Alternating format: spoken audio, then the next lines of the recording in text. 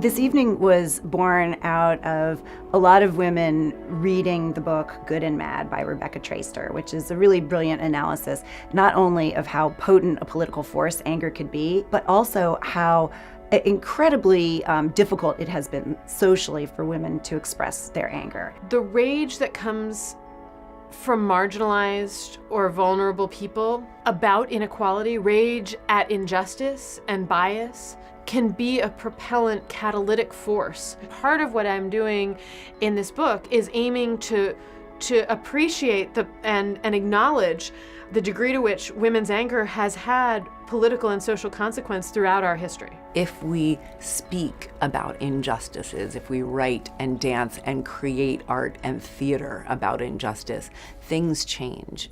The law cannot do it for us, Shirley Chisholm had said. We must do it for ourselves. Women in this country must become revolutionaries.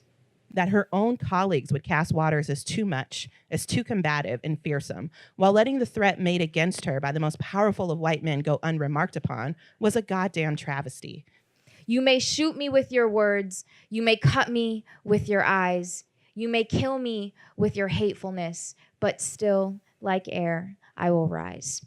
Knocked out, gut punched, a screaming burst, screaming injustice, screaming what about us, screaming we are here, screaming look me in the eye, screaming it doesn't matter, screaming why, screaming I can't, screaming I must. Why did this phrase make me twitch? How many handles could a door possibly come with? Each new incident jiggles it a bit, and the world can't seem to quit. So, maybe I'll give it a peek. Maybe I'll let them think behind the door is Narnia. It's magic. Little do they know that a war is coming.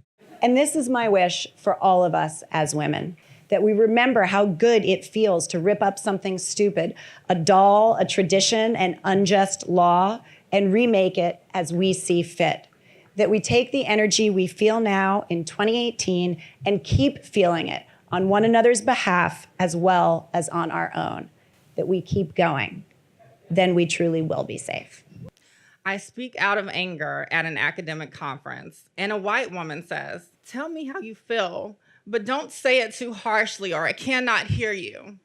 It racially profiles and forced people to sit in the back of the bus. It's made men call women bitches, who in turn call other women bitches. It's burned bridges to the point where we don't know which is wrong or right. It's made us colorblind, only seeking black and white.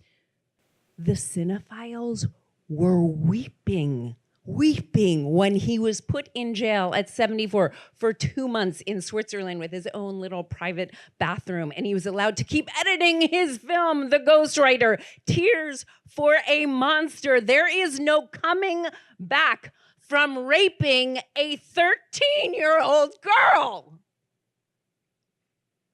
I can feel it in my toes. My heat is building, my blood boils, my heart begins to beat at a rapid speed. It feels like hot lava in my chest, and I take a breath and I hope that I don't explode into flames.